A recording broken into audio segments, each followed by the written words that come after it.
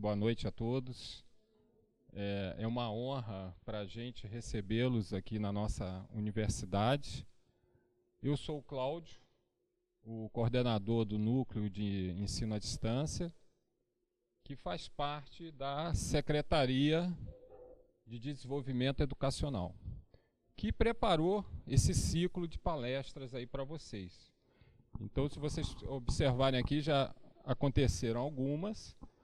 Nós estamos agora na palestra do professor Romero Tori, já está chegando aí, peço também desculpas pelo atraso, ele teve que dar uma saidinha rápida. E também estamos comemorando, no dia de hoje, o Dia Nacional da Educação à Distância, que foi instituído pela ABED, né, Associação Brasileira de Educação à Distância, há mais ou menos uns 5 anos. Se estabeleceu esse dia 27 de novembro. Nessa comemoração, hoje nós já tivemos uma oficina à tarde de H5P, não sei se alguém aqui participou da oficina, e também tivemos uma palestra do nosso analista gráfico, né, da parte de multimídia, o Fernando. Então nós tivemos esses 2 eventos à tarde e agora à noite teremos essa palestra. No site do NEAD vocês podem também acompanhar as demais programações, é só jogar lá no Google, né, NEAD Unifei, que já aparece.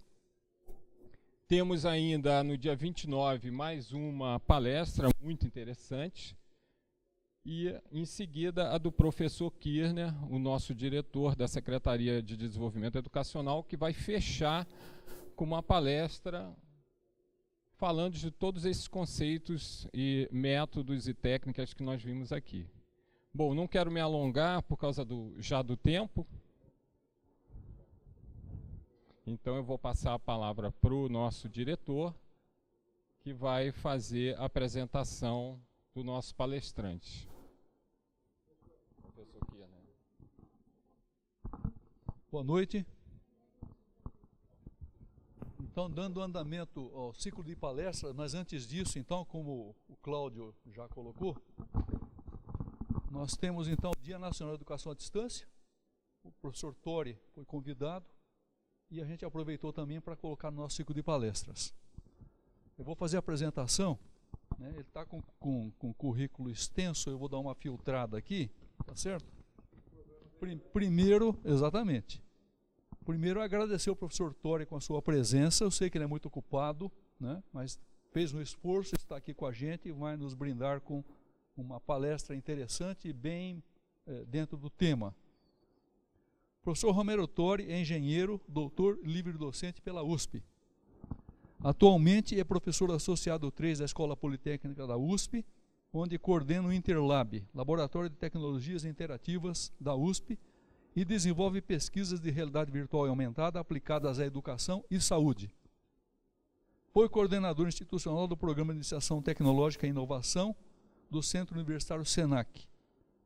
Foi presidente da Comissão Especial de Realidade Virtual da Sociedade Brasileira de Computação, SBC, e também do Conselho Deliberativo da Escola do Futuro na USP, né, desde a sua instituição como núcleo de apoio à pesquisa. Participou da organização de diversos eventos científicos, né, incluindo o Symposium on Virtual Reality, que agora tem realidade aumentada também, uma série de outros que eu vou pular, né. É autor do livro Educação Sem Distância e coautor de diversos livros e capítulos de livro, né. Inclusive eu tenho alguns com ele também.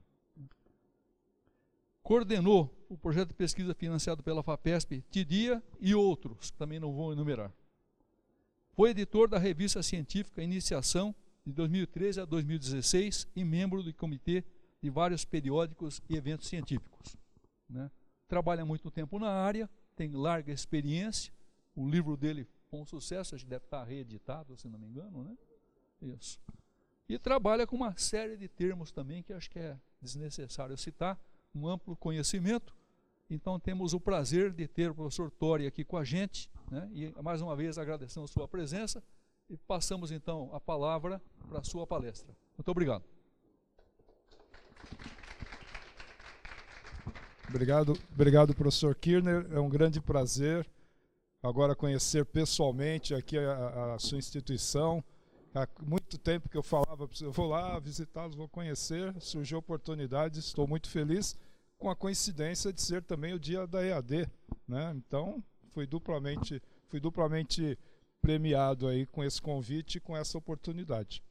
Então, vamos logo, desculpem o atraso, né? A gente estava num papo bom aí, falando sobre vários projetos que vocês estão fazendo aqui, que eu fiquei bem impressionado, né? Parabéns aí pelo que vocês estão fazendo.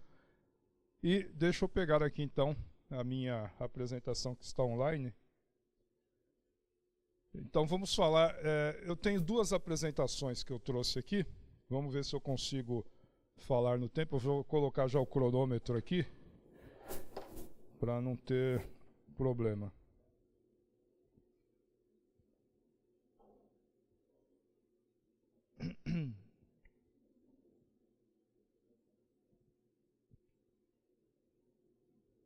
Pronto. Eu vou falar primeiramente sobre alguns conceitos básicos, sobre primeiro o conceito de educação sem distância, né, que é o título do meu livro, sobre mídias na educação, que é essencial a gente entender, compreender esse conceito de mídia para poder aplicá-lo adequadamente, né. Existe muita confusão ainda entre mídia e metodologia, né. Por exemplo, educação baseada em realidade virtual. Isso não é uma metodologia, a realidade virtual é uma mídia, né? Mas eu vou fazer o que com a realidade virtual? Né? Então vamos discutir um pouco isso e depois, espero que dê tempo, eu quero falar um pouco sobre educação imersiva. Tem bastante a ver com o trabalho que a gente já vem fazendo há muito tempo aqui, que eu venho acompanhando. O professor Kirner foi o criador, né, do evento, do simpósio que ele mencionou, que eu fui um dos organizadores há algum tempo, mas o professor Kirner foi o que trouxe para o Brasil praticamente a realidade virtual e depois a realidade aumentada. E eu sempre acompanhei muito o trabalho dele e com o tempo eu comecei a contribuir também com a comissão de realidade virtual, e a gente editou um livro que é muito bem sucedido em 2005, 2004, depois reeditamos em 2006, depois teve outra edição em 2007, mas a de 2006 é que caiu na rede e que é muito citada, né? Tem mais de 500 citações, e agora a gente está relançando, não, a gente produziu uma nova edição, 2018, o professor Kirner super ocupado, ele não pôde contribuir desta vez na organização da obra, mas contribuiu com os capítulos de realidade virtual e de realidade aumentada, né? E esse livro já está disponível para download, tá? Introdução à realidade virtual e aumentada. Depois eu passo o link, mas se vocês entrarem em romerotori.org, já tem o link lá, tá? Tem o meu blog, né, o blog Educação Sem Distância, basta escrever romerotori.org ou educaçãosemdistância.org. Cai no mesmo lugar. Lá eu sempre coloco novidades, e a última novidade, uma das últimas, foi realmente esse livro, e tem lá o link para download, para quem se interessar em se aprofundar mais sobre isso. Muito bem. Deixa eu trazer o mouse mais para cá. Primeiro, alguns mitos e preconceitos. Já que hoje é o dia da educação à distância, vamos falar um pouco sobre a educação à distância. Bom, algumas pessoas que eu estou vendo aqui já assistiram minhas palestras, então peço desculpas porque algumas coisas vocês já viram. Aí eu peço até para vocês contribuírem também durante a fase de discussão com os seus pontos de vista aí. Bom, alguns mitos e preconceitos que existem com relação à educação à distância. A educação à distância existe há muito tempo, né? Desde quando se criou a correspondência, que se começou já a trabalhar a educação à distância. Então, essa tecnologia, correspondência, né, carta, já permitiu se quebrar distâncias. Porém, isso ficou muito marcado, né? A educação à distância ficou muito amarrado com o ensino por correspondência. Tanto que quando a gente queria dizer que alguém, na rua, por exemplo, se o motorista fazia alguma barbeiragem, não sei se barbeiragem é um termo aqui, dependendo do local, a gente dizia, ele tirou carta por correspondência, ele fez carta por educação à distância, etc. Então isso ficou meio marcado, a educação à distância, como sendo algo meio pejorativo, né? Ontem mesmo eu participei de um evento no Rio de Janeiro, o Educação 360, promovido pelas organizações Globo, é um grande evento lá no museu, que ocorreu lá no Museu do Amanhã, e surgiu essa pergunta de novo, mas agora está se falando muito em educação à distância, isso não vai ser um jeito de baixar a qualidade da educação, não sei o quê. Quer dizer, existe esse preconceito de que educação à distância é sinônimo de baixa qualidade, ou que educação à distância é algo mais barato. Isso é uma ilusão. Não é mais barato fazer educação à distância, que o pessoal aqui do NEAD, né, que desenvolver educação à distância sai caro também, né? Pelo contrário, você tem muito mais investimento em desenvolvimento, em produção, em materiais, infraestrutura, etc. Não são só as paredes físicas que são custo. Aliás, a estrutura física não é o maior custo da educação, né? E a única coisa que você consegue eliminar na educação à distância são essas estruturas físicas, mas tem muito mais que você tem que investir, principalmente em infraestrutura tecnológica, que um curso tradicional não precisa, ou não precisava, que eu vou falar um pouco mais sobre isso também, né? Bom, então falando sobre mitos e preconceitos, eu coloquei aqui, foi fruto da imaginação, mas pode ter acontecido, tá? Frases que foram ditas a respeito de uma determinada tecnologia, tá? Por exemplo, torna o aluno preguiçoso, já ouviram falar nisso? Isso aí faz o aluno ficar preguiçoso, tá? Ou então, enfraquece a memória, não pensa mais, não vai gravar nada, etc. Causa isolamento social, ou perverte os jovens. Qual mídia? Ou não vai substituir o professor, né? Ou, pelo contrário, vai substituir? De que mídia ou de que tecnologia que eu posso estar falando, ou que vem à cabeça? Internet, computador, celular, que mais? Game? Calculadora, né? Calculadora já teve a época em que se falava, puxa, eu sou contra a calculadora na escola. Como? Que absurdo. O negócio é régua de cálculo, não é? Eu cheguei a usar régua de cálculo. Games também, né? Se falava. Aliás, essa ideia eu capturei de uma apresentação do meu amigo Roger Tavares, que pesquisa o uso de games na educação, e ele estava falando sobre preconceitos com games, etc. E ele começou falando isso. Então, todo mundo tinha certeza que ele estava falando de game. Mas, na verdade, estava falando de uma outra mídia que também sofreu esses preconceitos. Uma outra tecnologia. Qual que seria? Tantas, né? Vamos voltar. Ele citou calculadora, tá? Por exemplo, o livro. Tá? Quando o livro começou a ser... Imagine uma cultura, uma sociedade baseada em cultura oral. Né? Sócrates que o diga.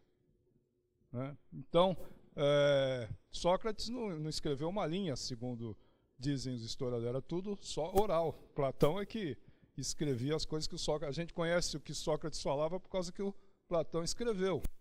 Então, imagine uma sociedade oral e, de repente, seus filhos começam a se trancar no quarto com livros, né? E começam a falar coisas esquisitas e começam a pensar diferente.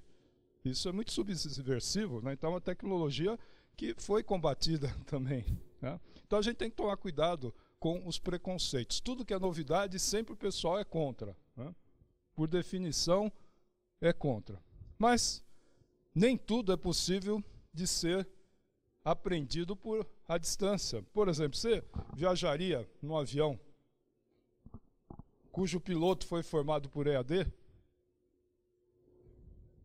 E aí?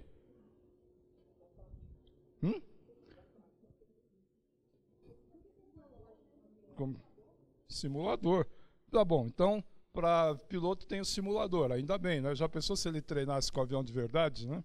Então é até bom que seja à distância. Mas e cirurgiões? Aí se operaria com um cirurgião treinado à distância? Sim, muito bem.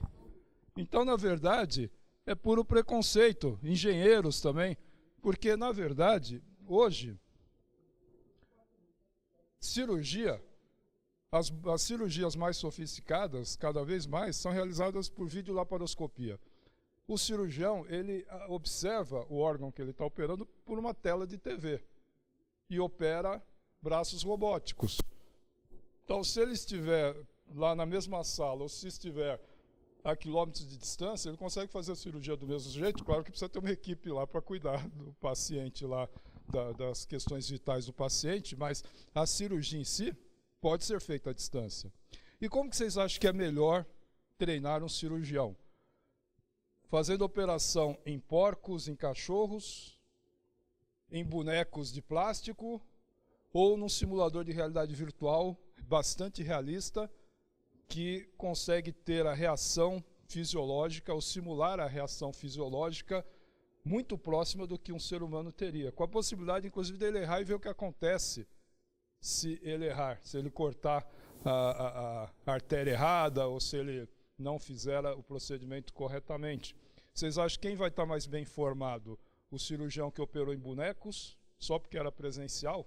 Então não é o presencial que faz a diferença.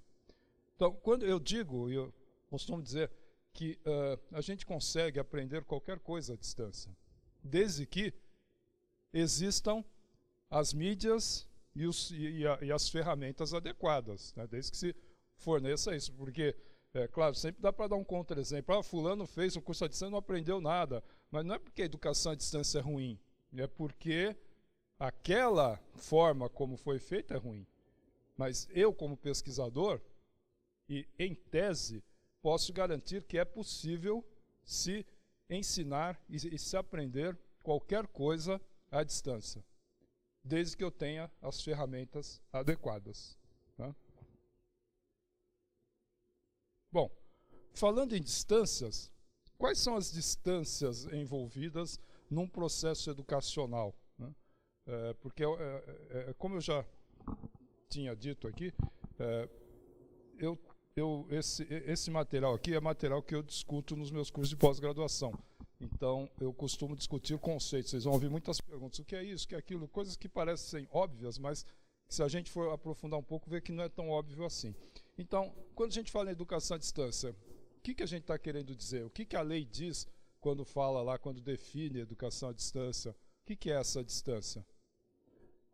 Espaço e tempo. Então, são dois tipos de distância que estão envolvidos em geral, né? A questão do espaço e a questão do tempo. Então, a educação à distância, ela possibilita você quebrar, ou você eliminar essas duas distâncias, a distância, digamos, espacial e a distância temporal. Só que não se fala nada de um terceiro tipo de distância que, no meu entender, é fundamental. É a distância que a gente tem que se preocupar o tempo todo como educador, como designer educacional, e que muitas vezes... Oi? A interação. Eu cheguei a chamar de distância interativa, tá? Uma falta de interatividade. Mas eu uso um outro nome que veio de uma proposta do Michael Moore, que é um editor da Distance Education, uma revista americana científica bastante respeitada, e ele escreveu um artigo falando da distância transacional, né? E é essa terceira distância. Então, você tem distância espacial, distância temporal e distância transacional, mas ela não é muito comentada. A distância transacional é a percepção de distanciamento que o aluno tem. E essa distância transacional pode ocorrer tanto num curso à distância quanto no curso presencial. Então, é possível você perceber um aluno se sentindo distante, estando num curso presencial, e se sentindo presente, estando num chat à distância. E não é a distância física que importa, o que importa é a percepção de distância. Se ele está se sentindo próximo do professor, se ele está se sentindo próximo daquele conteúdo que ele está trabalhando, né? Então, é isso que tem que ser reduzido, essa distância que é a mais importante de ser reduzida. E as novas gerações já estão acostumadas a usar tecnologia, e para elas o que importa é reduzir essa distância transacional. Claro que elas não pensam nesse conceito, na prática, elas percebem que, de repente, esse trabalho é mais fácil fazer pelo Skype, pelo WhatsApp. Por que a gente tem que se reunir fisicamente na casa de alguém ou na escola? Vamos nos reunir para fazer uma festa, mas para desenvolver esse trabalho aqui, eles são práticos, né? O que importa é que a gente reduza essa distância transacional. Uma outra questão é que, além desses 3 tipos de distância, esses 3 tipos de distância podem ocorrer em diferentes relações dentro de uma atividade educacional. Quais são essas relações? A relação aluno-professor, aluno-aluno e aluno-conteúdo. Então, eu posso ter, por exemplo, uma distância entre professor e aluno. Se o professor está dando aula por videoconferência, ele está distante. Mas pode ser que os colegas estejam próximos. Então, possa haver interações entre os colegas que não são distantes do ponto de vista espacial, nem temporal, né? E nem transacional, que é mais importante ainda. Mas eu posso ter outra situação, em que, numa aula particular, por exemplo, o professor está próximo do aluno, mas ele não tem colegas para interagir. Então, você pode ter várias combinações. Por isso que eu acho, apesar de a gente estar no dia da educação à distância, e eu respeito muito e homenageio a educação à distância e como o Brasil está se destacando nessa área e como a gente está evoluindo bastante, né? Mas eu sempre fui crítico do próprio termo educação à distância. O interessante é que, finalmente, os próprios pesquisadores tradicionais de educação à distância já estão deixando de usar esse nome educação à distância. Eu tive o prazer de participar de uma mesa no congresso da ABED, que é a Associação Brasileira de Educação à Distância, onde já se ventilou a possibilidade da ABED mudar de nome, sem mudar de sigla, que é a Associação Brasileira de Educação à Distância. Eles estão pensando em Associação Brasileira de Educação Digital, né? Porque tem mais a ver, é o uso de tecnologia na educação, seja presencial ou seja à distância. Como EAD? É Distance Learning, ou Distance Education também. Mas em inglês não se usa mais muito esse termo, tá? Mesmo em inglês, a gente fala em e-learning, que mais? Immersive Learning, tem vários nomes, mas Distance Learning ou Distance Education está caindo em desuso, algo que eu há uns 15 anos venho falando isso, né? E agora finalmente, eu lembro de um congresso de 10 anos atrás que eu tentei falar isso, propor a ABED mudar de nome, eu quase fui linchado. E agora se percebeu que educação à distância, ela chama atenção para o problema e não para a solução. Então, já começa o preconceito na nomenclatura. Nome é uma coisa muito importante, e a gente às vezes não dá muita atenção para isso, mas quem trabalha com pesquisa se preocupa muito com os nomes e com os conceitos, tá? Então, uma brincadeira que eu faço para mostrar que o nome educação à distância é preconceituoso e a educação presencial não é que se a gente usasse o mesmo critério para dar nome para a educação presencial, ela deveria ser chamada como educação limitada espacialmente. Certo? Porque aí eu chamaria atenção para o problema da educação presencial, que é essa limitação. Tem que estar todo... Hoje eu viajei 4 horas para estar aqui presente com vocês, né? Isso, a gente não pode, por exemplo, interagir com alunos da Alemanha, da África, de outros países, de uma maneira fácil presencialmente. Já pensou os custos de viagem daqui para lá para criar esse tipo de interação? Então, a educação presencial é super limitada. A educação à distância permite você fazer tudo que você faz na presencial, quase tudo, tá? O churrasco, a festinha, etc. Essas coisas, né? O bate-papo lá naquele super lanche que a gente teve agora foi muito legal. Então, tirando essas coisas, mas do ponto de vista pedagógico, todas as atividades podem ser realizadas à distância, só que com percepção de presença. E é isso que importa. Então, se eu fosse aqui, como vocês veem, a gente tem 3 tipos de distância, 3 tipos de relações. Se a gente fizer todas essas combinações de distâncias e relações, a gente tem 512 combinações. E qual delas vai ser a presencial e qual delas vai ser a distância? E as outras 510 combinações, né? Então, não dá para se dar o nome baseado na questão da distância. A educação é a educação e ela tem que ser sem distância. Por exemplo, por que não faz sentido muito mais esses termos? E a tendência é a educação híbrida, é você juntar as duas coisas. Dou um exemplo aqui de eu me reunindo com os alunos. Muitas vezes um aluno participa dessa forma. Às vezes sou eu mesmo que participo dentro de um notebook ou no telão. Agora, ele participou dessa discussão. Eu vou dar falta para ele? Ele não está presente nessa atividade? E aqui, estão todos presentes, só que cada um está imerso no mundo virtual. É presencial ou é virtual?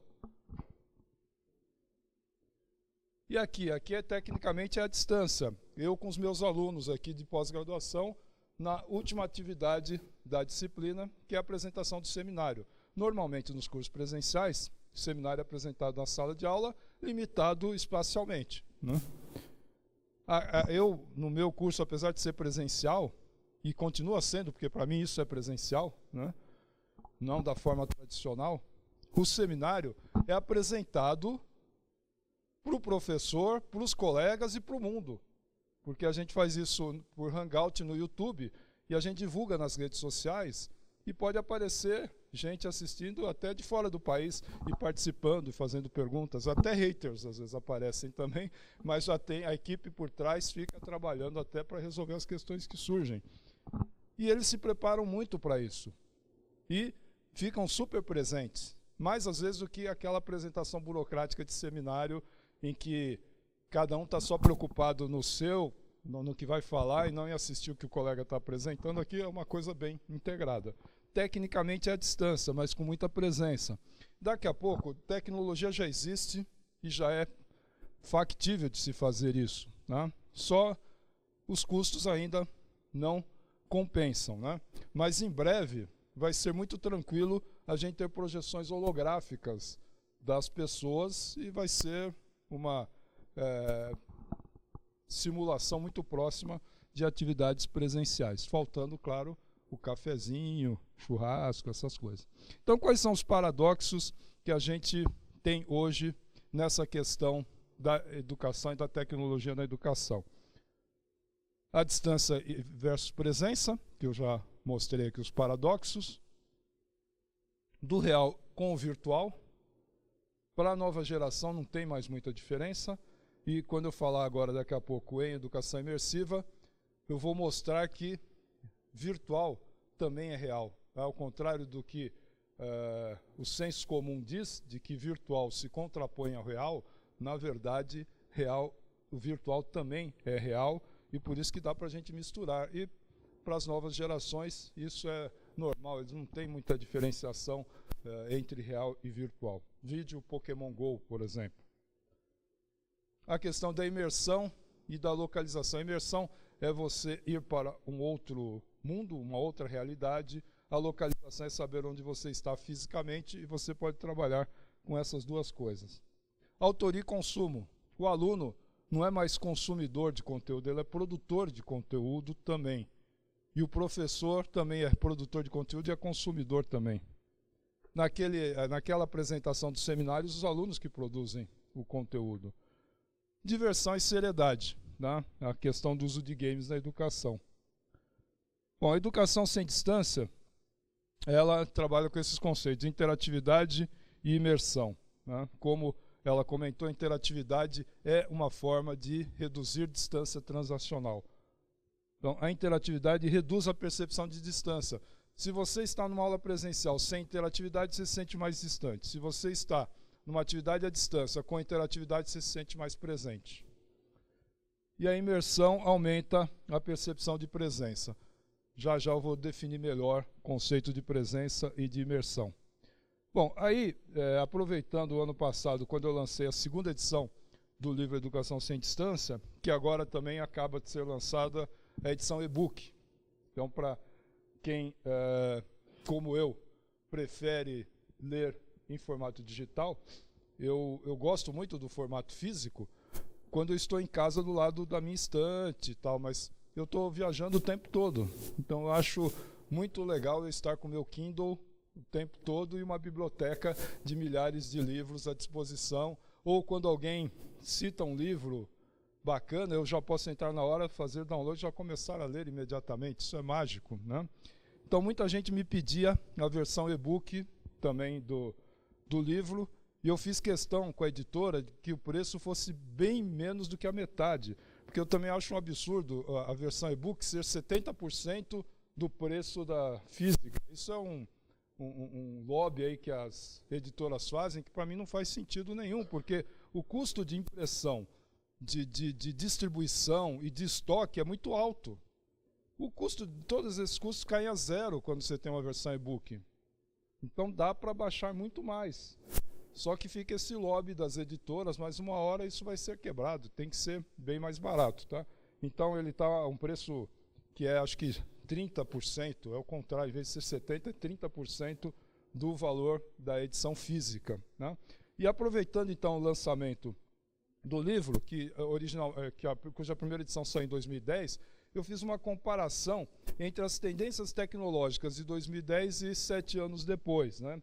E eu tomei como base o Horizon Report, que é uma publicação bastante conhecida de quem se preocupa com tecnologia na educação, que todo ano faz uma revisão sobre as tendências tecnológicas na educação. E aí eu peguei a edição 2010, 2017. 2010 a gente tinha essas perspectivas aqui: mobile computing, conteúdos abertos, e-books, né? Realidade aumentada, interface de gestos, visualização de dados. Aí eu falei, deixa eu ver como que estava em 2017. Mobile learning, vejo que já foi uma evolução interessante, né? Foco na computação, aqui é foco no aprendizado. Aprendizagem adaptativa. Nós estávamos conversando, conteúdos abertos são importantes, mas só os conteúdos soltos é difícil para você organizar um curso ou para o próprio aluno caminhar por esses conteúdos todos dispersos, né? Então é importante você ter uma plataforma que agregue todos esses conteúdos e que permita você usá-los de maneiras variadas. Então você precisa ter adaptatividade, né? Adaptar ao perfil do aluno, às demandas do aluno, às necessidades de cada situação. Os LMS, né, também falando em plataformas, né, como eu estava acabando de ver a plataforma que está sendo desenvolvida aqui para o ensino fundamental, Learning Management System, né, como o Moodle, o Moodle é um exemplo que está evoluindo, né, mas esses LMS precisam passar, estão sendo caminhando para isso, para uma nova geração, que saia daquele formato anos 90 que muitos LMS ainda têm, né? A questão agora é da internet das coisas também, uma tendência importante. Interfaces naturais, veja, aqui eram gestos. Gesto é um tipo de interface natural, mas hoje a gente tem comando de voz, a gente tem várias outras formas naturais de interação com os conteúdos. E inteligência artificial. Então, aqui para ter uma ideia de como está evoluindo essas tendências de educação, de tecnologia na educação. E aí um conceito importante que eu comecei já no início a falar é o conceito de mídia, né?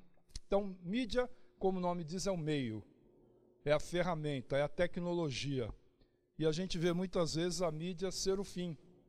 Então, uma instituição, por exemplo, que compra lá óculos de realidade virtual e implanta e acha que isso é suficiente, ou compra um monte de equipamentos e acha que isso já vai ser suficiente. Põe luz eletrônica, isso é mídia. Só a mídia não vai resolver o problema, pode ajudar, mas é apenas um caminho. Aliás, a mídia tem que ser consequência da metodologia e não o contrário. Eu já vi situações em que a instituição implanta lá uma nova tecnologia e depois fala para o professor, agora você tem que adaptar suas aulas para essa tecnologia, porque a gente investiu muito, agora vocês têm que usar, né? E fica essa pressão. Não é assim que se faz. Tem que haver uma demanda, então tem que formar os professores para que eles aprendam a trabalhar com novas tecnologias, com formas mais ativas de aprendizado, ou mais atuais, E a partir daí eles vão ver que existem mídias que facilitam essa metodologia, ou que facilitam fazer com que o aluno, que reduza a distância transacional com o aluno, e aí haver a demanda pelas mídias, e não o contrário. Então, para começar a falar de mídias, eu cito aqui um nome que é relevante na área de mídia, que é o McLuhan. O que o McLuhan disse, entre várias coisas, que o meio é a mensagem. É que a mídia interfere na mensagem. Ela passa a ser mais importante do que a própria mensagem. Tá? Então, por exemplo, redes sociais são uma mídia. Jornal é uma mídia. Viagem é uma mídia. Eu posso programar uma viagem com os alunos. Isso é um meio de eu ensinar alguma coisa. Né? Cinema, TV, realidade virtual. Festa, eu posso usar uma festa como uma forma de motivação ou até de aprendizagem. Então, essas tecnologias todas, digamos assim, são meios, são mídias. E o que define, você consegue perceber se você está numa festa ou se você está lendo um jornal, independente do conteúdo da notícia, independente dos papos que estão sendo travados naquela festa. Tá?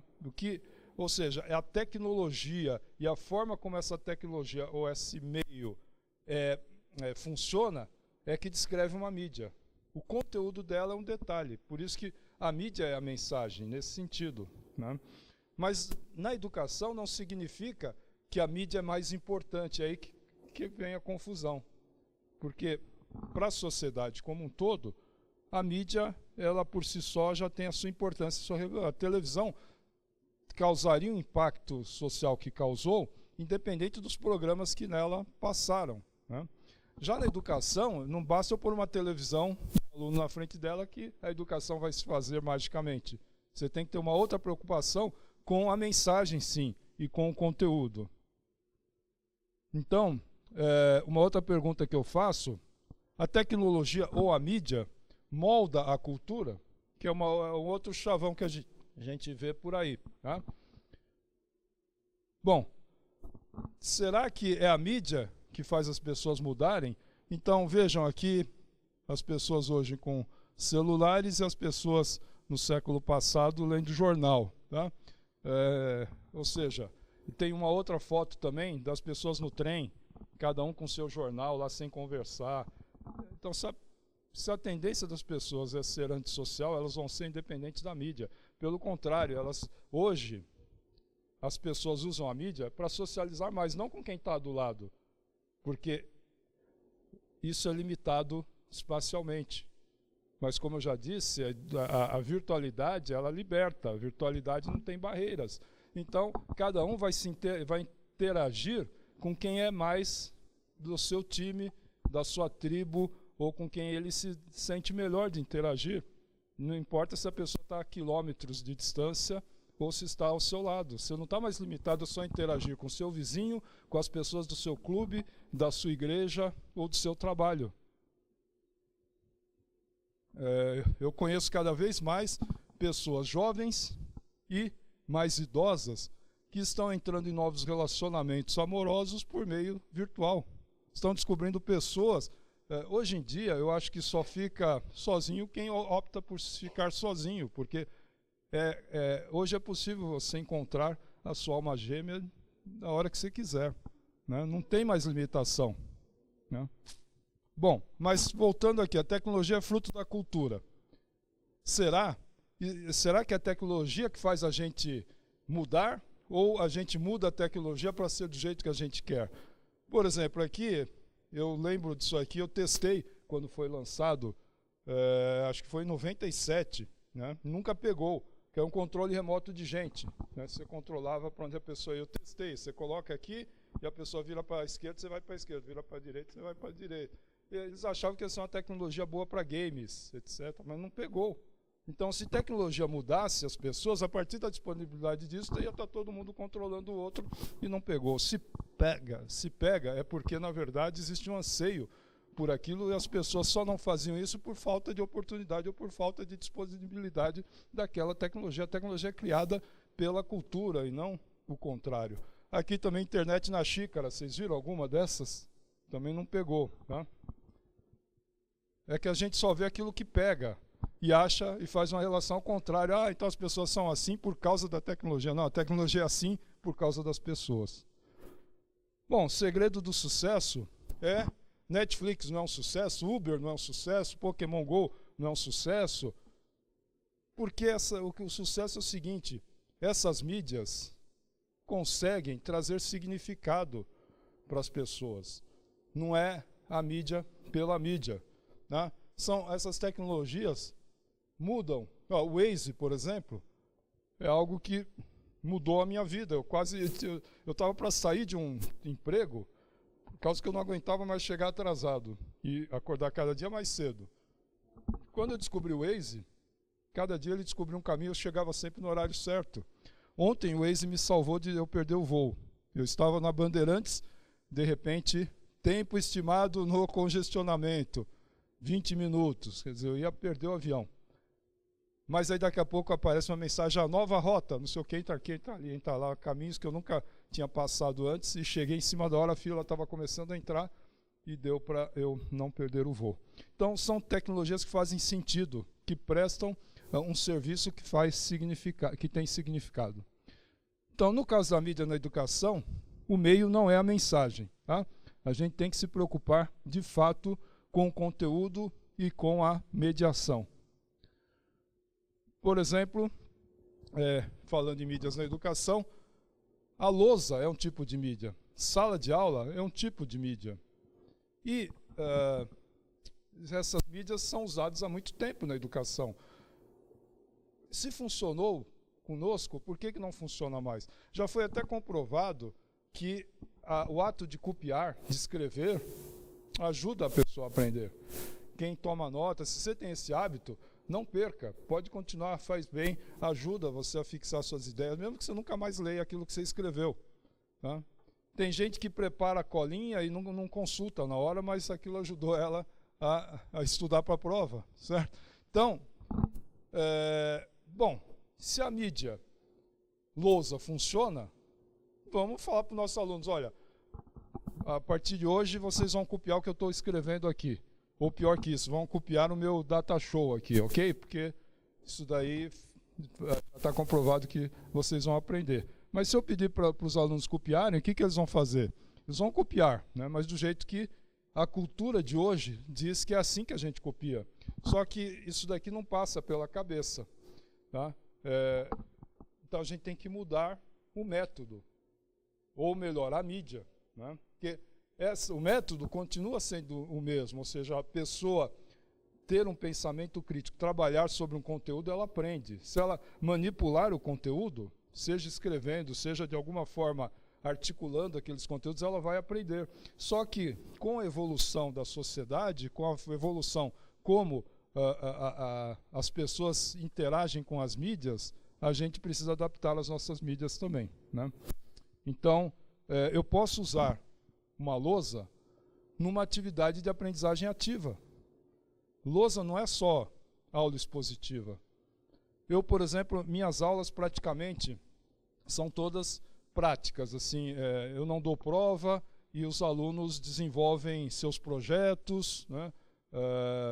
São aulas bastante em que eles têm uma atitude bastante ativa, que eu acho que é assim que a gente aprende.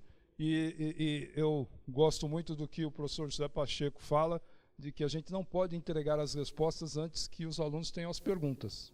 Eles têm que ter as perguntas, para depois a gente apresentar as respostas.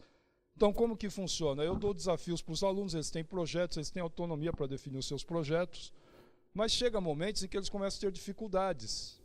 E aí eu percebendo isso, eu falo, olha, eu estou vendo que os grupos estão tendo dificuldade em tal tópico. O que vocês acham de a gente dar uma parada e eu explicar um pouco isso? Eles, legal, professor, tal. Aí todo mundo presta atenção, eu dou uma aula que eu queria dar mesmo. Só que se eu fizesse ao contrário, primeiro desse essa aula, eles não iam saber por que eu estava falando aquilo, não iam prestar atenção. Então eu consigo usar uma lousa dentro de um conceito de aprendizagem ativa. Tá? Bom, deixa eu passar essa parte aqui, porque eu quero falar um pouco sobre educação imersiva, se houver tempo, né? Então, mas falando em metodologia, a gente não pode esquecer dos fundamentos, das teorias pedagógicas que fundamentam as metodologias. Então não adianta, quando a gente vê uma série de novidades, cada evento que a gente vai, de congresso, de educação, de tecnologia, tem lá um novo método, mas se a gente for ver, não é bem novo, né? Tem aqueles fundamentos que o ser humano não muda tão rapidamente, tá? Os seres humanos que o Vygotsky pesquisou, que o Piaget pesquisou, eles têm formas cognitivas muito parecidas com as nossas. Talvez daqui a alguns séculos a cognição vá mudar, porque as mídias e a forma como as pessoas trabalham com as mídias mudaram. Por exemplo, hoje a gente não tem tanta ênfase na questão da memorização, porque a gente consegue acessar os conteúdos na hora que precisa. Tinha um tempo em que memorização era algo fundamental, né? Então, com o tempo, a cognição, a gente vai evoluindo e vai mudando, mas não é tão rápido. Então, a forma como a gente aprende, o que os nossos estudiosos da área de educação colocavam é válido ainda hoje. O que mudam são as mídias. Então, para finalizar essa parte, e aí se der tempo eu vou falar um pouco sobre educação imersiva, quais são, dentro da educação, eu tirei o EDUC, tá, e vamos ficar com a ação, quais são as tendências que a gente tem que ficar atentos aí. A interação, tá, quando a gente for pensar em inovar na área educacional. Interação, hibridização, ou seja, flexibilização, é você misturar real, virtual, conforme a necessidade, conforme as demandas, em vez de ser algo já amarrado. Tem que ser assim, todo dia a aula é desse jeito, etc. Personalização, a socialização, gamificação e motivação, tá? Então, essa é a primeira parte. Alguma questão? Diga.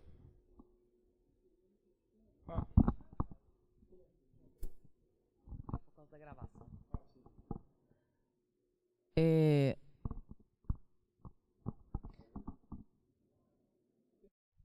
Bom, meu nome é Juliana, eu sou professora aqui na universidade e coordenadora da Universidade Aberta do Brasil. E aqui, né, da Unifei. E eu tenho percebido, assim, com os alunos em sala de aula, eu dou aula tanto na educação à distância, um curso, né, à distância da física, quanto na educação presencial da química. E eu também sou bastante, né, as minhas ações pedagógicas, bastante baseadas em Vygotsky, né, é realmente o meu foco. Sócio-interacional. Sócio-interacionista. E aí o que acontece? Eu percebo que isso que você falou é altamente verdadeiro. Quer dizer, as pessoas continuam aprendendo dessa forma, mas o que eu tenho notado é que realmente é uma geração um pouco mais rápida quando o visual entra na jogada. Né? Então eu noto que, por exemplo, se você passa algum tipo de filme, algum tipo de experimento filmado, né, eles têm uma capacidade de se ater a detalhes que eu não me ative quando eu preparei. Então, quer dizer, eu mesma peguei aquele objeto de aprendizagem, me debrucei sobre ele, né, e eles veem muito mais coisas do que eu ali, tá? E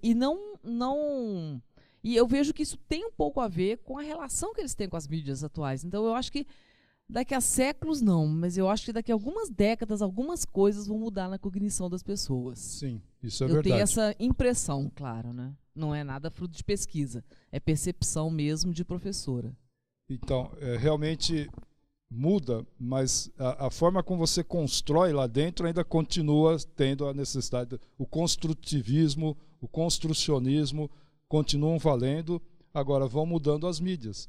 Então, a visão é algo muito forte. É que as gerações anteriores não tinham tanto acesso a material visual como tem hoje. É o mesmo exemplo que eu dei das outras mídias. Então, não é que as pessoas eram menos visuais, é que elas tinham menos acesso a algo que é muito forte, que você aprende mais rápido visualizando, e a partir daí, a hora que elas têm acesso a isso, elas não querem saber de um jeito mais complicado. Eu arrisco dizer que, com o tempo, a escrita e a leitura, para pesar nosso, assim como houve o pesar daqueles que defendiam a memória oral como relevante, e hoje a gente já acha que não é tão relevante, mas a escrita e a leitura vão ficar menos relevantes. As outras mídias vão dar conta de comunicação. Hoje, as pessoas já se comunicam por mensagens de voz e escrevem menos, né? É algo que a leitura é excelente, a gente tem que sempre incentivar, mas existem certas coisas que funcionam melhor no vídeo, no visual. A gente tem que trabalhar tudo isso, né? Então vai haver um pouco uma tendência a uma redução um pouco mais na leitura, e não significa que as novas gerações vão ser mais burras por causa disso. Elas vão talvez ser piores leitores, mas elas vão ler as mídias de uma outra forma, né? Oi, Tori. Boa noite. Boa noite. Parabéns pela primeira parte da palestra, que Obrigado. está ótima, tá bom? Não sei se a gente vai conseguir muito a segunda, porque eu até priorizo essa discussão. Qual que é o limite que eu... Bom, eu estou marcando, já deu 44 minutos. Aí você fez uma provocação e eu fiquei aqui pensando Sim. um pouco, né? A tecnologia molda a cultura ou a tecnologia é fruto da cultura? Será que não seria uma mistura? Porque, de certa forma, a gente, quando usa essa tecnologia, para falar na questão da internet, né? Quando a gente usa a tecnologia, a gente aprende a pensar de forma diferente e a trabalhar de forma colaborativa. Por exemplo, essas nossas crianças trabalham muito de forma colaborativa. Então, será que não é uma mão assim de duas vias? Sim, a verdade. tecnologia muda a cultura, E cria novas... mas a cultura também Claro. muda. Porque a cultura evolui, né? A tecnologia muda a nossa forma Sim. de pensar, mas a nossa forma de pensar também vai mudando a tecnologia. Isso então, mesmo. eu fiquei pensando É isso nessa mesmo, questão. só que o que nos mudou foi algo que foi fruto nosso mesmo, não é algo que caiu. Quer dizer, não adianta você simplesmente... não é a tecnologia em si que faz nada, tá certo? Nós a criamos, nós a utilizamos, nós a transformamos e nos transformamos com ela, né? Então é uma evolução que vem desde quando o homem começou a usar a primeira ferramenta, que foi uma mídia também, que mudou a forma como ele interagia com os objetos e com os processos. Isso foi, né, transformando a sociedade. A roda transformou a sociedade, né, mas quem criou a roda foi o próprio ser humano. E aquilo que não dá certo é seleção natural para tudo. A seleção natural não funciona só com seres vivos, né? As mídias passam por seleção natural também, e assim vai. Então é algo que... e também tem aquela coisa, sempre se usa um contra-exemplo para criticar alguma coisa. Qualquer mídia pode ser usada de uma maneira errada, pode ser usada para o mal. E aí se pega isso para desmerecer a mídia como um todo. Eu já vi muitas críticas ao PowerPoint, por exemplo, né? Precisamos abolir o PowerPoint. O PowerPoint é uma mídia. Se a gente usa o PowerPoint de uma forma errada, é essa forma errada que precisa ser criticada e não o PowerPoint em si, né? E isso vale para qualquer outra mídia. Até o quadro negro, que pode ser usado de uma forma super dinâmica. Pois não. Cadê? Você pode, por favor?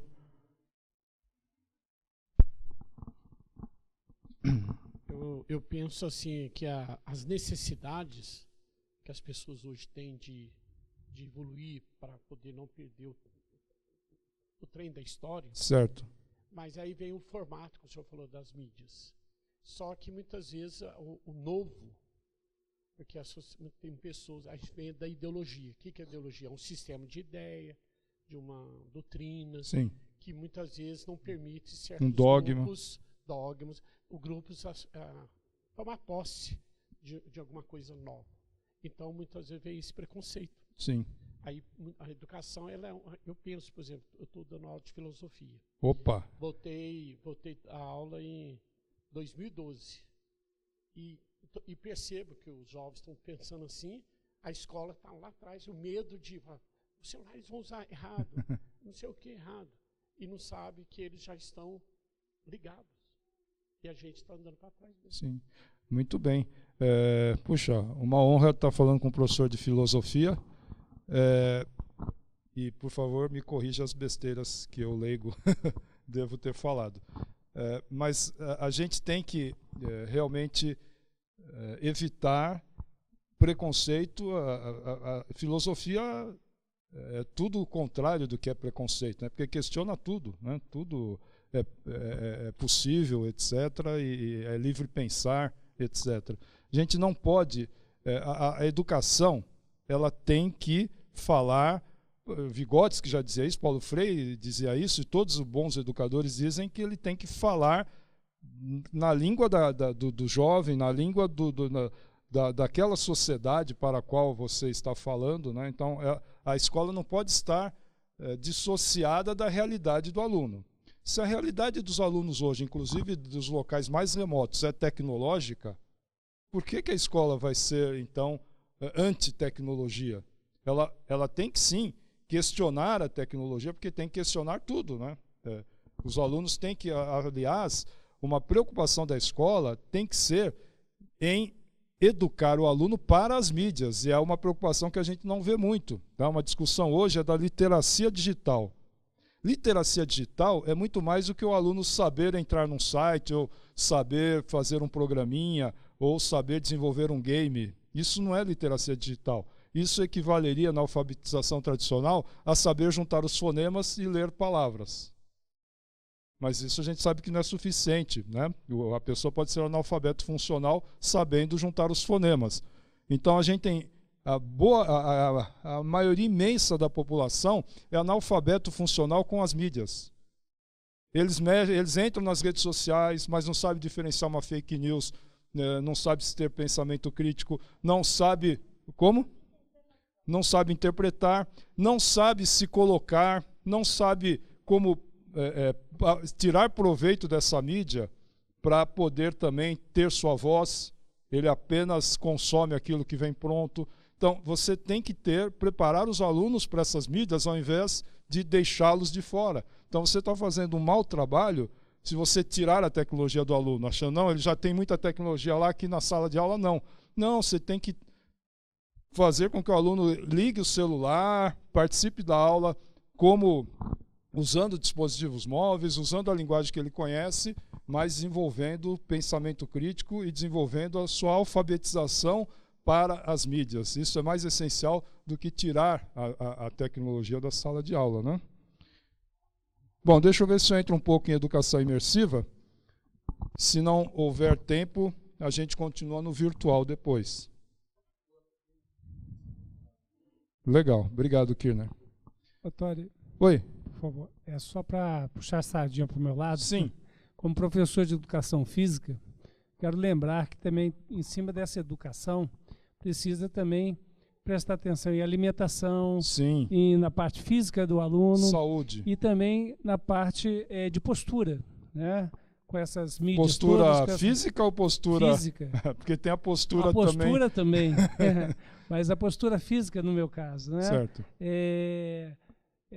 A percepção do professor também em sala de aula, eu vejo como professor de educação física, a postura, aí sim, a postura física do aluno, em saber se ele está intertido no assunto ou intertido demais. Muitas vezes eu passo aqui nas salas, olha a postura.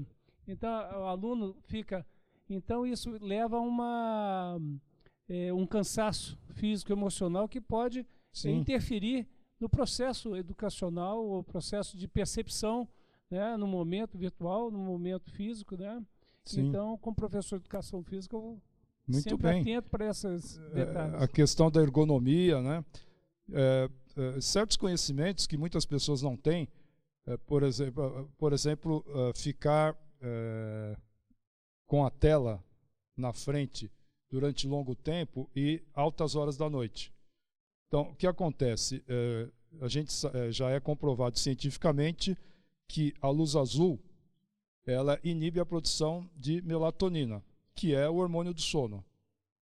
Quando você fica exposto à luz artificial, enquanto você ficar exposto a essa luz, você não produz melatonina. Então, as pessoas estão tendo mais insônia e não sabem por quê, né? Mas existem soluções muito simples. Todo celular, todo tablet tem lá a configuração para você filtrar a luz azul. Os meus estão configurados para, a partir das 18 horas, ligar o filtro da luz azul. As outras cores não interferem na melatonina, é só azul. Fica um pouco mais amarelada a imagem. Alguns usam uns óculos também de filtro de de luz azul, né, que são meio amarelados, isso funciona perfeitamente. Eu coloco esses óculos e já começa a me dar sono já. Então são pequenas coisas que as pessoas não sabem, então é informação. As pessoas precisam cuidar mais da saúde física e mental, né? Isso é importantíssimo. Bom, real e virtual na educação. Bom, hoje o real e o virtual fazem parte da realidade, acho que não há discussão, né? Ou se alguém acha que não, tudo bem, mas eu parto desse princípio aqui. Aqui é um exemplo de uma cantora muito famosa no Japão, chamada Hatsune Miku.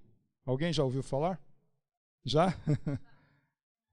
Já foi a algum show dela? É. Então, olha quantas pessoas aqui que foram assistir o show dela. E ela é totalmente virtual, ela não existe no mundo físico, né? É apenas uma holografia de... Claro que por trás tem alguma cantora real, tem músicos, etc., mas os jovens já não têm preconceito de virtual e de real. Tá? A RV e a RA... Hã? Então, e é totalmente... Mas há muito tempo, acho que na década de 90, teve aquele conjunto Gorillaz. Lembra? Era virtual também. Né? Só não tinha a tecnologia que tem hoje de 3D holográfico, que dá para ter mais realismo ainda. Por isso que eu digo que virtual é real, porque para aqueles jovens aquilo é realidade. O virtual não é o contrário de real. Kirner, lembra-se eu pus aqui o SVR 2004 como exemplo, né? Faz só 14 anos. A gente não tinha lá um simulador, porque hoje a gente vê às vezes como novidade, olha, puseram um óculos Rift, um ventilador. Sim, é verdade. Então, é que quando a tecnologia se populariza, a percepção do povo é de que ela surgiu ano passado, surgiu há poucos anos. Mas, na verdade, essas tecnologias vêm sendo desenvolvidas desde a década de 50, de 60. E já em 2004 não era novidade nenhuma para a gente, óculos de realidade virtual, simuladores. Aqui o pessoal lá da USP fez um simulador de asa delta e eles modelaram, o pessoal lá do LSI, do Marcelo Zufo, eles desenvolveram lá um modelo 3D do Rio de Janeiro e a gente fazia um voo de asa delta sobre o Rio de Janeiro, super realista, 14 anos atrás. O que mudou de lá para hoje? O custo, né?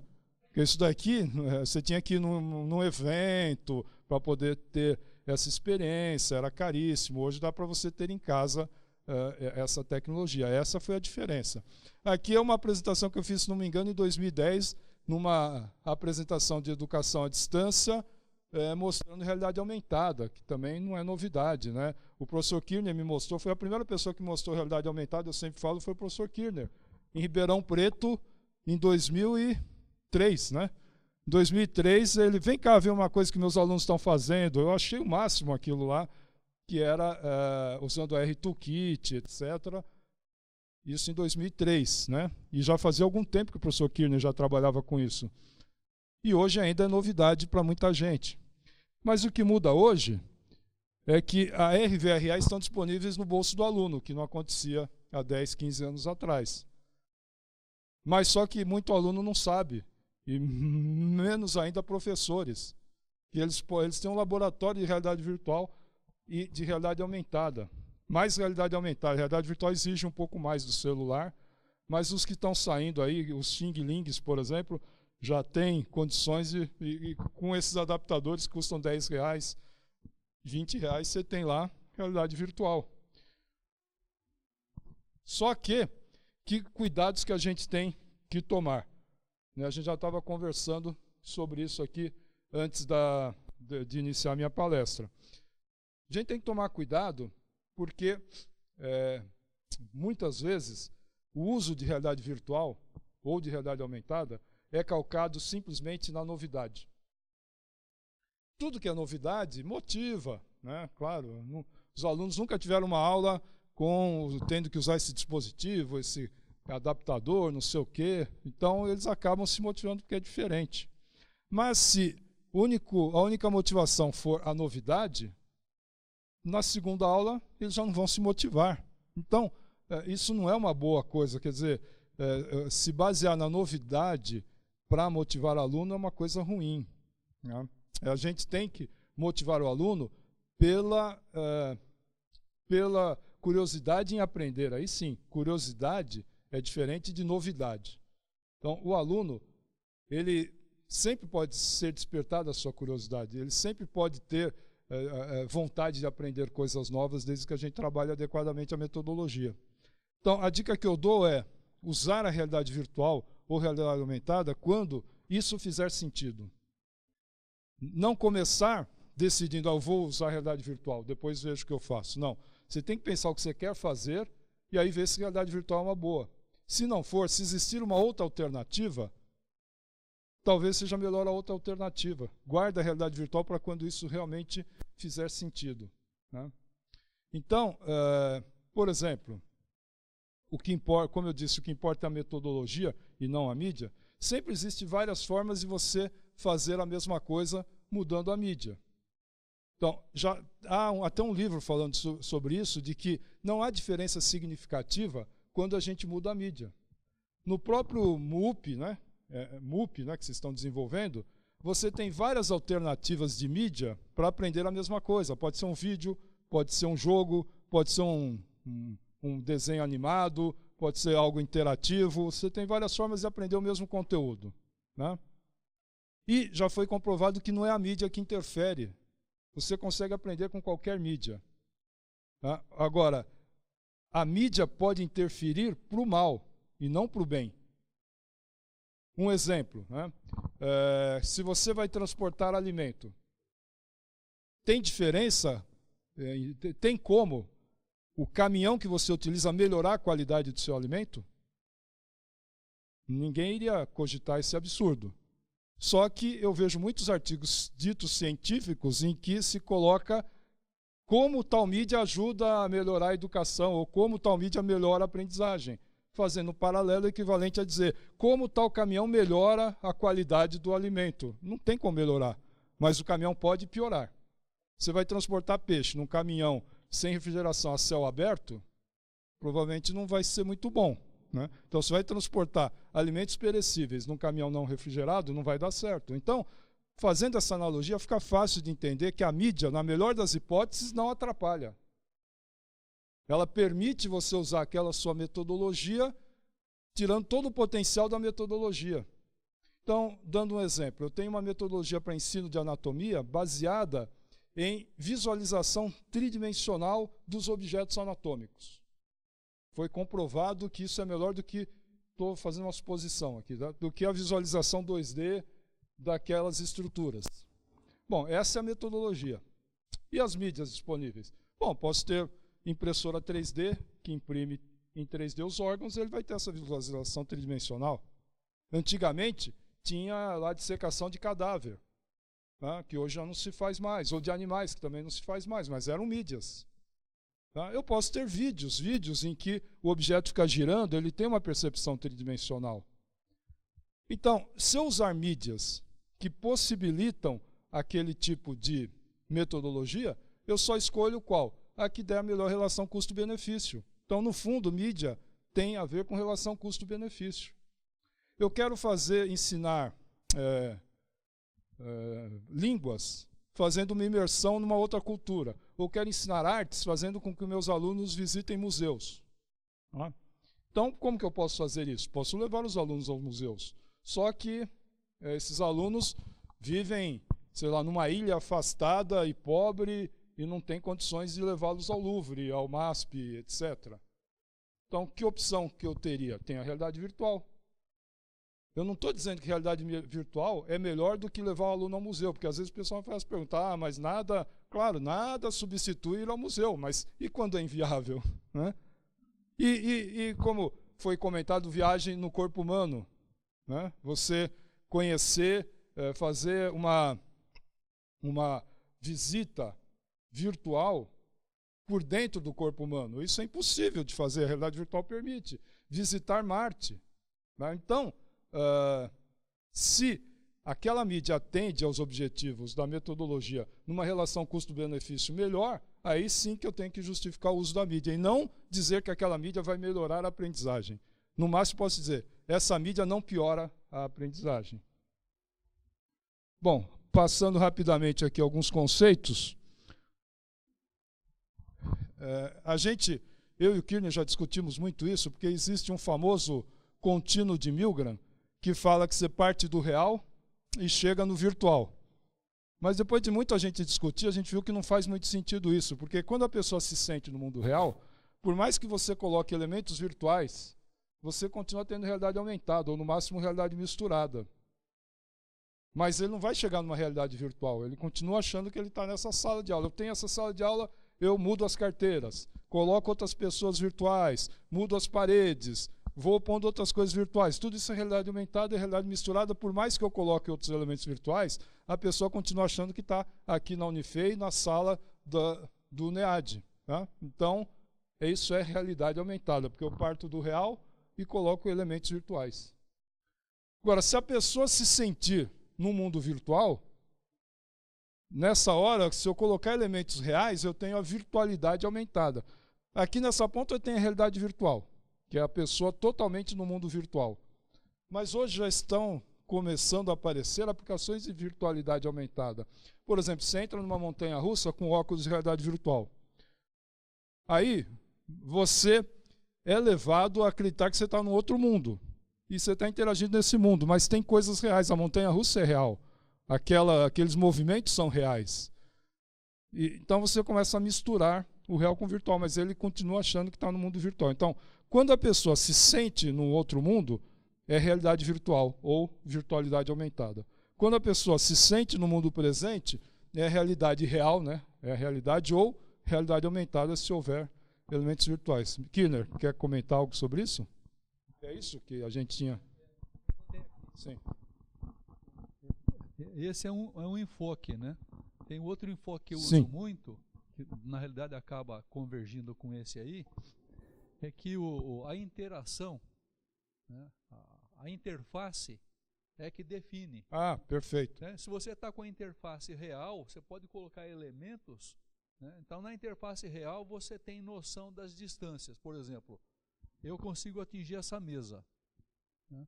Então, esse sentido me dá a realidade noção aumentada. de realidade aumentada. Agora, quando você está na realidade virtual, você é imerso num mundo virtual onde os limites físicos desaparecem. Você virou um gigante, por exemplo. Eu viro um homem borracha, Isso. minha mão pode projetar e pegar coisa Boa. lá do outro lado. Então, nesse momento, mesmo que aparecer um elemento real ali na história, a interface é virtual. Perfeito, Então, muito bom. Vou incrementar com essa. Porque eu só falava se sentir no mundo real, mas sentir no mundo real interfaceando com ele. E aqui é sentir no mundo virtual interfaceando com o mundo virtual. Muito bem, obrigado. Sempre aprendendo com o professor Kirchner. Bom, algumas coisas eu vou pular. O que é virtual, é claro para todo mundo o que é virtual, porque eu estou falando que virtual é real. Vocês concordam com isso, que virtual é real? Não, pode discordar, tá? Até bom, para a gente poder discutir. Ah, ótimo. Como nas eleições, eu também fiquei em cima do muro. Então, virtual é o que para vocês? Alguma ideia? Mas você tem um conceito de virtual, porque você nunca usou a palavra virtual. Nunca, aí já exagerei, né? O que é virtual para você, Juliana?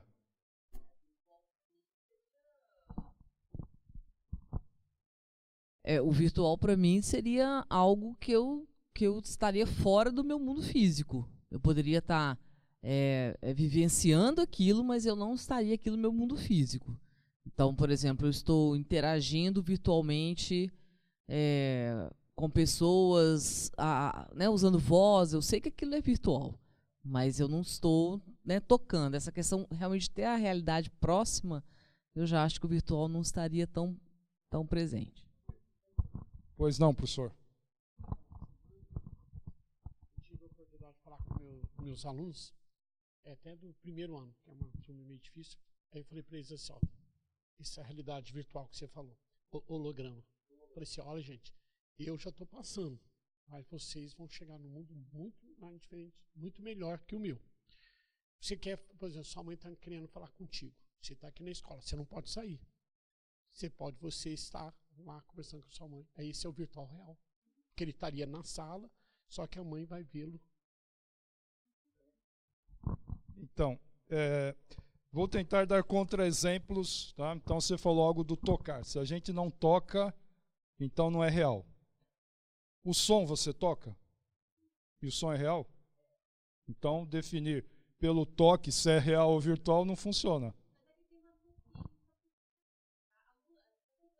Sim. Luz. Luz também, você não toca.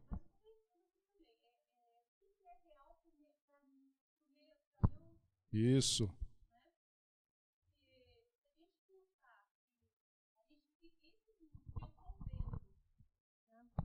Se eu pensar que esse mundo que eu estou vendo é a minha visão, né? Então o virtual pode ser real para mim, tá? E pensando nas novas gerações, principalmente. Então, voltando, vou voltar para isso que você falou já já. Qual era a outra coisa que você falou? É se eu estou, você falou a questão do toque e aquilo que eu estou, que o virtual você não está sentindo na hora, é algo assim? Você falou duas coisas aí, você falou do tocar, mas que o virtual não interfere fisicamente e tal, mas quando você já viu alguém jogando, quando ele se emociona com aquilo, ele sente aquilo de uma forma real. A emoção que ele está sentindo, a interação que ele está fazendo com aquele mundo dito virtual é real. E o exemplo que é o seu nome mesmo? Cláudio, Juliana e Cláudia, né? Obrigado pelas contribuições. E professor? Schumann. Ah, é? Cláudio, é verdade. Muito bem, então, a questão do que é real e que é virtual. Se nós formos ver, basta a gente relembrar como é que funciona o nosso sistema sensório. A nossa mente cria ilusões do que acha que é a realidade, né? Tudo isso que vocês estão vendo aqui é mera ilusão. São imagens criadas pelo cérebro. O cérebro recebe sinais elétricos de sensores. Esses sinais elétricos a gente aprende durante o nosso crescimento a interpretar esses sinais e a criar o que a gente acha que é o amarelo, que é o azul, que é uma pessoa, que é a mesa. Tudo isso são ilusões e não tem nada que comprove que o que eu criei na minha mente é o mesmo que você cria.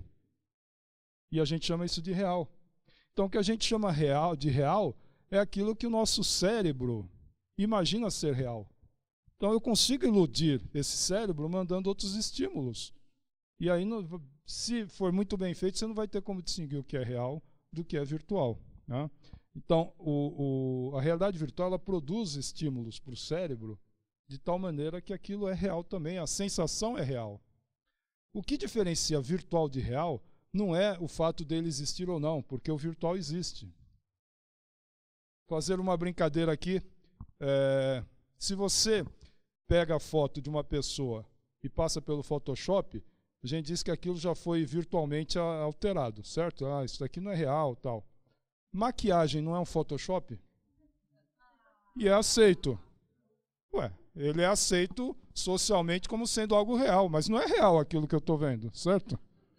Então, é um tipo de alteração da realidade, a gente não chama de virtual. Não, maquiagem num prédio. A gente muda a fachada de um prédio, faz um retrofit, parece um outro prédio, mas na realidade é tudo fake, aquelas coisas que foram feitas naquela fachada, mas que a gente aceita. Agora, se eu pintasse essa fachada com luz, com projeções, ou se eu colocasse no meu prédio LEDs de alta potência, e eu conseguisse configurar e mudar a fachada desse prédio à torta e à direita, aí eu pensava, não, mas aí é virtual. Outra vez é preconceito. Se eu pintar é um jeito de você falsificar a realidade. Você não vê o que está por trás. Ah, mas pintura pode. Agora, se eu pintar com luz, não, aí é realidade aumentada. É tudo preconceito. Então, tudo é real. Tudo atinge os nossos sentidos e aquilo pode ser real. Eu fiz um retrofit no prédio, aquilo é realidade. Daqui a um tempo, a gente não vai precisar danificar a pele com material químico. A gente vai ter algum óculos de realidade aumentada que vai projetar a maquiagem que a gente quiser, até tatuagens e outras coisas, sem agredir a pele, e isso vai ser tão aceito como é hoje a maquiagem tradicional. Tudo isso é real, né? Então, virtual também é real. Então, o que diferencia virtual de real? Sim. para buscar no dicionário Sim. que a internet fala, Vamos lá. colocar a prova. Você vê como hoje em dia o professor não pode falar besteira. Exatamente. Existe apenas impotência ou como faculdade, sem efeito real. Muito bem. Então, virtual, existe apenas impotência, sem efeito no real. Ixi, então eu me contradisse.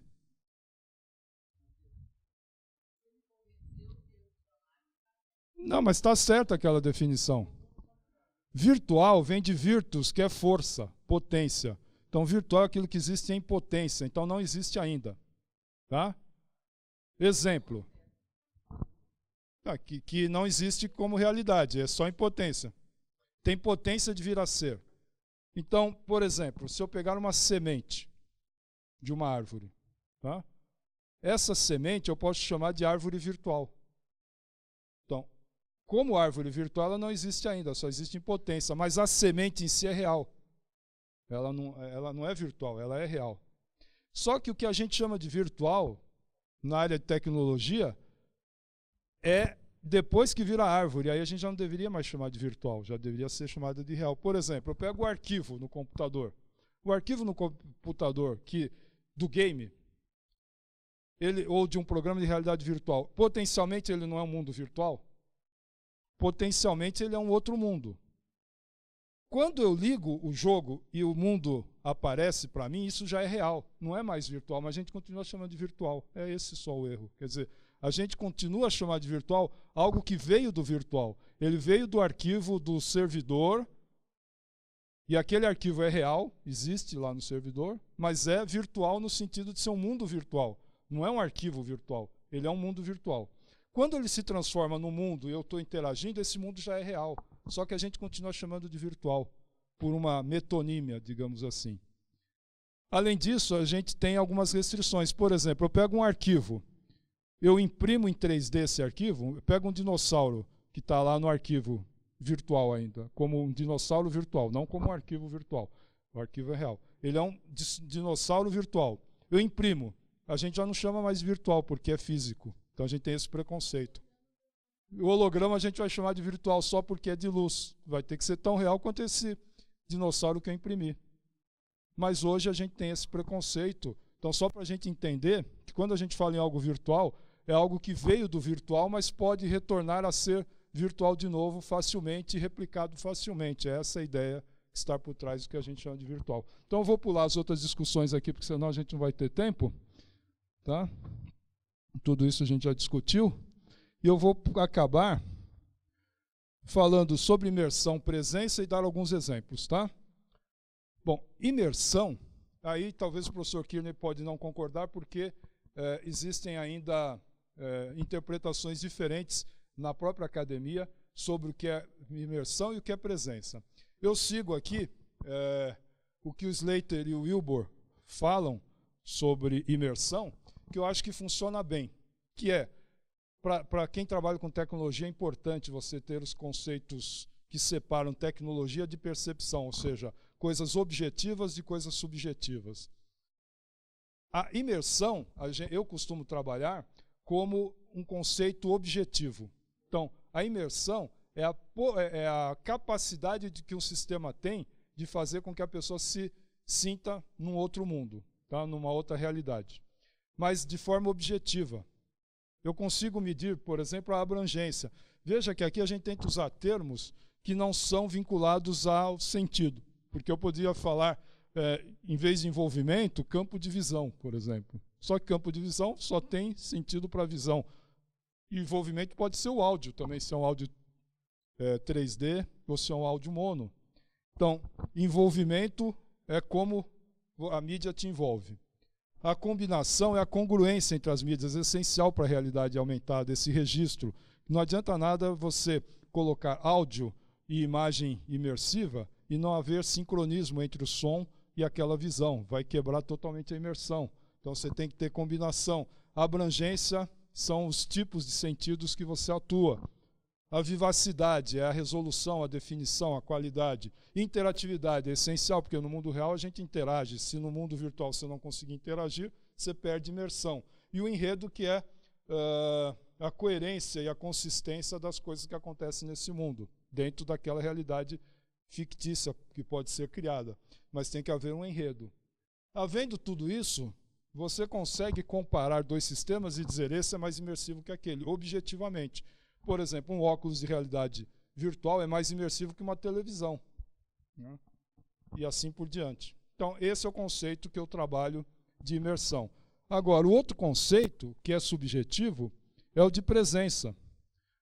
A presença é a percepção que a pessoa tem de estar presente naquele ambiente. Então, claro que quanto mais imersivo for um sistema, eu facilito a percepção de presença, mas não é garantia, porque isso é subjetivo. A pessoa pode, por exemplo, colocar o capacete e fechar os olhos, e não vai adiantar nada eu colocá-lo no ambiente imersivo. Pode estar pensando em outra coisa. Ou ele pode estar conversando ao telefone e se sentindo como se estivesse lá, de tão emocionado que ele está com aquela interação. Então, a percepção de presença varia de pessoa para pessoa. Por isso que, para a gente mensurar presença, a gente ainda depende de questionários, e existe muita pesquisa tentando formas objetivas de avaliar a percepção de presença, movimento dos olhos, batimento cardíaco e várias outras leituras das ondas cerebrais, mas nada evoluiu muito ainda, e de qualquer jeito, para eu validar essas formas, eu vou ter que ter questionários para validar isso. Uma vez validado, eu posso usar essas formas objetivas de mensurar presença. Pois não? Exato.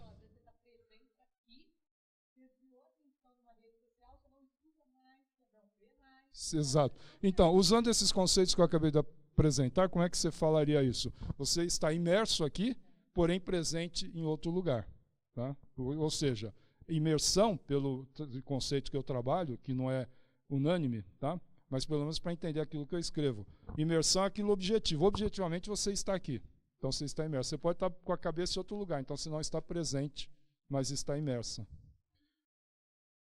Bom, a presença pode ser de vários tipos, espacial, corporal, física, social. Tá? E aí, a realidade virtual tem várias definições também, como, por exemplo, ambiente digital gerado computacionalmente, que pode ser experienciado de forma interativa como se fosse real. Realidade aumentada tem que combinar real e virtual. Tem que haver coerência, como eu falei, registro. Então, se eu só projetar um objeto tridimensional aqui no ar, assim, sem registro com o resto, é uma projeção holográfica, mas não necessariamente é realidade aumentada. Agora, se eu projeto o objeto holográfico em cima dessa mesa, eu puxo a mesa, ele vem junto, como se fosse um objeto colocado sobre ela, então passa a ter essa congruência com o mundo real. E tem que haver interatividade. Né? Então, vou acabar aqui, eu vou pular toda essa discussão, que não há tempo, tá? Depois eu disponibilizo esse material. Tá? Além disso, no romerotori.org tem vários artigos e materiais sobre isso, tá? Pontos fortes, etc. Eu vou direto para alguns exemplos lá no final para a gente encerrar, porque eu espero chegar até as 4 da manhã em casa. Então, alguns exemplos aqui. Um deles é de uma experiência que eu fiz num curso de computação gráfica, não para provar que a realidade virtual ou a imersão melhora a aprendizagem, tá? Porque isso estaria sendo incoerente. Mas eu quis ver o impacto da mídia, né? Ou seja, qual a limitação da outra mídia, e que essa é menos limitante, que é o uso da imersão para ensino de computação gráfica. Né? Então, o impacto da imersão na aprendizagem. Tópicos de iluminação e sombreamento. É um tópico lá de computação gráfica que eu costumo ensinar usando slides, tá? Mostrando aqui o algoritmo de Phong, depois eu vou usar o algoritmo de Gouraud e qual o efeito no sombreamento. Agora aqui a gente já está com um tipo de algoritmo de iluminação e a gente vai explicando os efeitos dos algoritmos, mostrando o resultado. Tá? Bom, como que foi a metodologia desse experimento? A gente fez um pré-experimento que porque a ideia era usar o celular do próprio aluno com o cardboard. Então ele tinha um joguinho para instalar em casa que já testava a tecnologia dele e ele já treinava com a interface também. Quando ele ia para a aula ele já ia preparado e a gente já sabia se o celular dele não foi adequado, a gente tinha alguns reserva para emprestar. Aí tinha um grupo experimental e um grupo de controle. Só que o primeiro desafio, quando você vai ter um grupo de controle, você tem que isolar uma variável só. Essa é a grande dificuldade. De um grupo para o outro, só mudar uma variável. Então, se eu desse aula para um grupo hoje e para outro grupo amanhã, não seria a mesma aula. Tinha que ser a mesma aula para os dois. Se parte do grupo usasse o cardboard e a outra parte não usasse, já teria outra variável. Pode ser que o fato de usar o cardboard tenha atrapalhado, ou tenha motivado, ou tenha diferenciado. Então, o grande desafio foi como só mudar a questão da imersão. Bom, precisamos usar a criatividade para fazer isso. O que eu fiz? A gente criou um ambiente virtual imersivo, no qual o aluno pudesse ver o efeito dos algoritmos estando dentro e não vendo a imagem, mas vendo o ambiente. Mudou o algoritmo, como é que ficou o sombreamento e tal. Só que metade da turma eu queria que estivesse literalmente imerso naquele ambiente e outra metade vendo slides em 2D. Então o que a gente fez? Todo mundo usou o cardboard, a aula foi a mesma, porque eu dei para todo mundo a mesma aula, e eu ia explicando, eles iam mudando, só que metade via numa televisão dentro do ambiente virtual. Então ele estava vendo 2D. Eles não sabiam que um estava vendo 2D, o outro estava vendo o próprio ambiente, que isso não foi informado. E aí a gente conseguiu mostrar que com a imersão houve uma diferença significativa no aprendizado. Tá? Aqui fotos do dia em que a gente fez essa aula. O outro exemplo é uma pesquisa que hoje, coincidentemente, está sendo feito um grande experimento na Faculdade de Odontologia de Bauru, da USP. É o primeiro experimento com aluno, depois de vários anos aí de pesquisa, nos últimos 2 anos financiado pela FAPESP, em que a gente vai treinar o aluno a fazer anestesia usando um sistema de realidade virtual. Né? Foi feita adaptação no sistema áptico para ele segurar uma seringa mesmo, tem uma série de detalhes aí. Foi feita uma modelagem bastante realista de uma criança. E aqui é um outro exemplo que a gente está fazendo com a Faculdade de Ribeirão Preto, da USP, de coleta de sangue para enfermagem, para treinamento de enfermeiro. Aqui é um exemplo da MedRoom, que é uma startup brasileira que está desenvolvendo, juntamente com o Hospital Albert Einstein, um sistema super realista de medicina, tá? Tanto para cirurgia como para consulta médica. Todo o modelo, assim, essa paciente, e agora estão desenvolvendo um paciente masculino também, foi modelado em todos os detalhes anatômicos internos e externos, e você tem várias formas de visualização, de raio-x, de selecionar quais órgãos que você quer ver. Você pode fazer aquele passeio virtual por dentro do corpo humano, simular cirurgias, etc. Tá? E isso já disponível, sendo aplicado aí para alunos de medicina. Esse daqui é uma startup.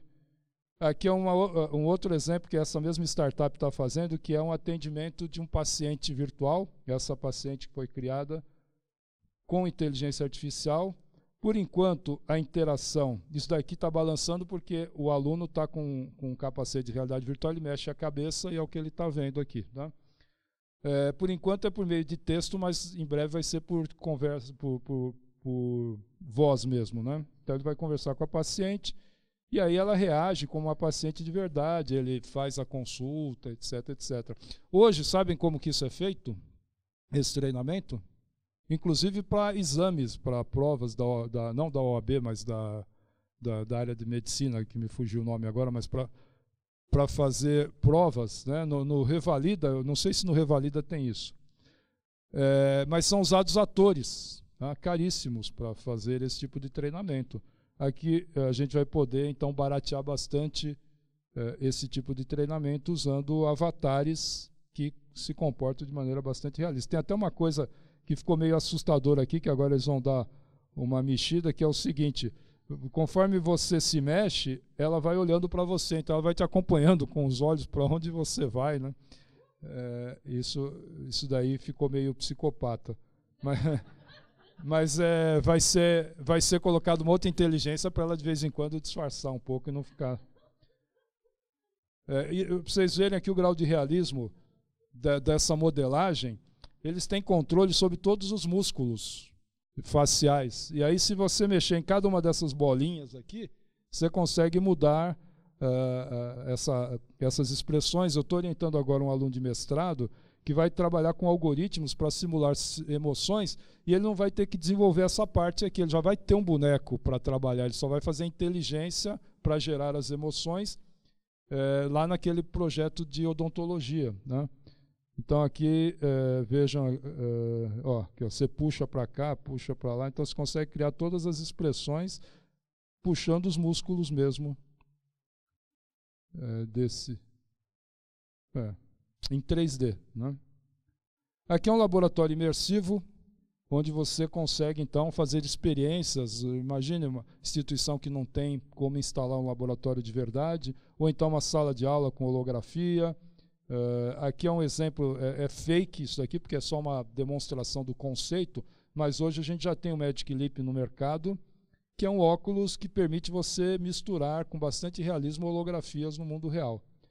Aqui é um software da Google em 3D que você cria artes em 3D e ela fica naquele espaço virtual. Você anda para lá, volta, está lá o que você fez, tá? Aqui é um jogo Minecraft em realidade aumentada. Aqui é muito bacana que a criança faz um desenho e esse desenho vira 3D. O desenho que ela fez vira um boneco 3D em realidade aumentada, tá? Imagine a motivação que isso não pode criar. Aqui é uma experiência que a gente fez de troca de corpos. É comprovado que aumenta a empatia quando você troca de corpo com uma outra pessoa. Então, eu achava que estava no corpo dela aqui. É impressionante no final quando você tem que cumprimentar você mesmo. É muito estranho.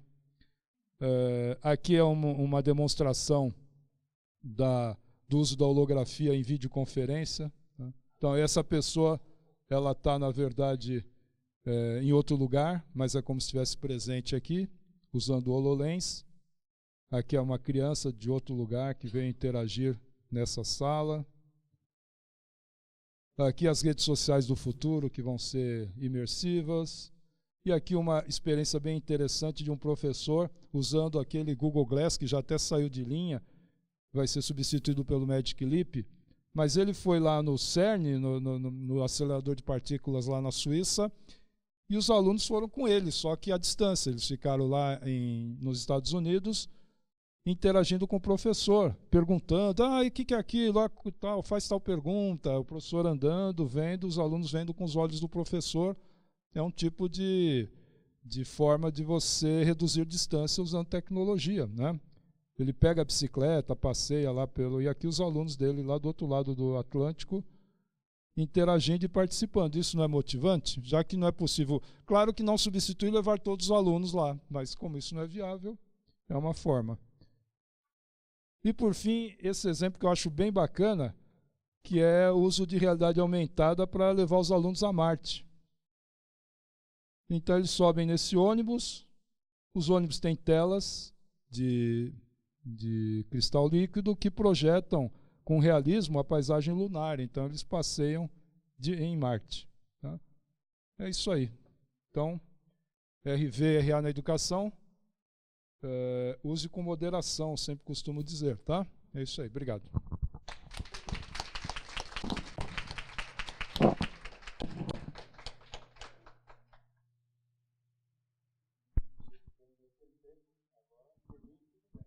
Perguntas? Mas se houver perguntas. Ok. Bom, tem pergunta?